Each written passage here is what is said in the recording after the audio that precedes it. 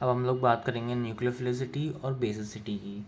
तो देखो भाई, न्यूक्लियोफिलिसिटी क्या होती है, ये काइनेटिकली कंट्रोल्ड होती है, यानी कि इसमें स्टेरिक फैक्टर बहुत इंपॉर्टेंट रोल प्ले करता है, ठीक है। और जो बेसिसिटी होती है, बेसिसिटी को मैं ऐसे डिनोट कर रहा हूँ, ये जो है वो थर्मोडाइनमिकली कंट्रोल्ड होती है, यानी कि इससे कोई मतलब नहीं है स्ट्रक्चर में स्टेरिक हिंड्रेंस है या नहीं है, बस ये नॉर्मल अपना अटैक करता है, ठीक है भाई, समझ गया।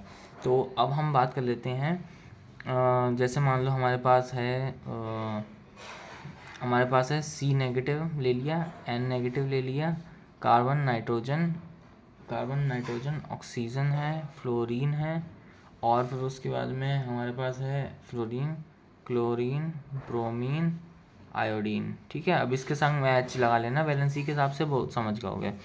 तो देखो, अब हम बात करेंगे बेसिसिटी की। तो basicity along the period decrease होती है, इस डायरेक्शन में जाओगे तो इंक्रीज़ हो जाएगी, और इस डायरेक्शन में जाओगे तो इंक्रीज़ हो जाएगी। मतलब यहाँ से यहाँ गए तो गिरी, तो नीचे जाओगे तो बढ़ेगी ही, यहाँ जाओगे तो इंक्रीज़ कर जाएगी, ठीक है भाई, समझ गए। ये इन्वर्स ऑफ वो है एसिडिक कैरेक्टर। और ये बेसिसिटी जो है वो सेम रहेगी, चाहे प्रोटिक हो चाहे एप्रोटिक हो, समझ गए। अब बात करेंगे हम एप्रोटिक की। एप्रोटिक कौन सा होता है, जिसमें मतलब एच पॉजिटिव आयंस जो हैं वो नहीं होते हैं। तो एप्रोटिक में जब एच पॉजिटिव आयंस नहीं है तो ये डिस्टर्बेंस नहीं करेगा, किसी चीज़ में डिस्टर्बेंस नहीं करेगा, तो कोई भी चेंजेस नहीं होंगे हमारी प्रॉपर्टीज़ में।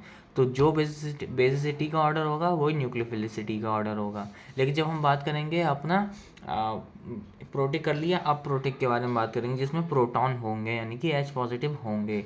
तो एच पॉजिटिव जब होंगे तो क्या होगा, ये वाला कॉन्सेप्ट तो सेम चलेगा, अराउंड द पीरियड वाला कॉन्सेप्ट तो हमेशा सेम चलेगा, बस ये वाला जो है ये क्या होगा, ये उल्टा हो जाएगा, यानी कि नीचे जाओगे तो कम हो जाएगी उसकी बेसिस न्यूक्लियोफिलिसिटी, बेसिसिटी तो सेम रहेगी, ठीक है, समझ गए। अब ये हम देखेंगे कि कोई भी चीज़, चलो पहले ये बात कर लेते हैं कि प्रोटिक और एप्रोटिक कौन से होते हैं।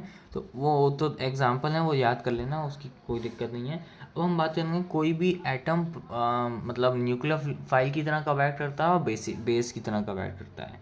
तो ये एक सिंपल सा एग्जांपल ले लेते हैं, मतलब बात करते हैं न्यूक्लियोफाइल होता क्या है। न्यूक्लियोफाइल ये होता है जब वो अटैक करे, अटैक्स ऑन कार्बोकेटाइन, कार्बोकेटाइन कहीं भी बन रहा हो तो वो उस पर अटैक कर रहा है, समझ रहे हो ना। मतलब इलेक्ट्रॉन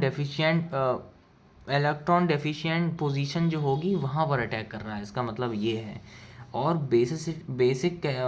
बेसिक की तरह कब एक्ट करेगा, जब वो एच पॉजिटिव को एब्स्ट्रैक्ट कर ले, मतलब एच पॉजिटिव खींच ले कंपाउंड में से, समझ गया भाई, ठीक है, बढ़िया है। अब देखते हैं एक एग्जांपल के थ्रू, तब समझ में आ जाएगा। एक हम लेते हैं ये वाला कंपाउंड, ये क्या नाम है, 1 2 3 4, 1 ब्रोमो, 1 2 3 4 मैथ इथाइल ब्यूटेन, हाँ हाँ हाँ, क्या है, ब्रोमोब्यूटेन, हाँ ठीक है, ये ले लिया है। अब मैं इसको रिएक्ट कराऊंगा दो चीज़ों से, सेम कंपाउंड है, दो चीज़ों से रिएक्ट करा रहा हूँ। ये मैं करा रहा हूँ टर्शरी ब्यूटॉक्साइड से, यहाँ सब मिथाइल है, और ये मैं करा रहा हूँ सिंपल अपने इससे, ठीक है भाई, समझ गया। अब देखो, ये तो सिंपल है, ये अकेला है, तो ये क्या करेगा, इसने SN2 मैकेनिज्म करा और इसको निकाल दिया अलग से, और ये बन गया ऐसे। लेकिन अब ये क्या करेगा, ये बहुत ज़्यादा हिंडर्ड है, मतलब बल्की बेस है, बल्की कंपाउंड है, तो ये बेस की तरह एक्ट करेगा, मतलब ये अपनी चीज़ नहीं देगा, ये सामने वाले की ले लेगा, ठीक है। अब ये वाला H लेंगे तो यहाँ डबल बॉन्ड बनेगा, तो वो नहीं हम लेंगे, हम ये लेंगे, ये थोड़ा ज़्यादा स्टेबल होगा ना, क्योंकि यहाँ से सिनर्जिक बॉन्डिंग हो जाएगी।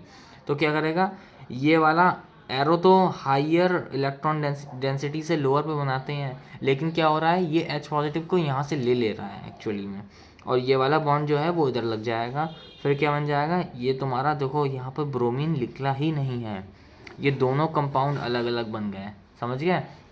तो ये था कॉन्सेप्ट एसिडिटी और बेसिसिटी का, एसिडिटी मतलब सॉरी न्यूक्लियोफिलिसिटी और बेसिसिटी का। तो अब तुम समझ गए होगे कब क्या चीज़ काम आएगी।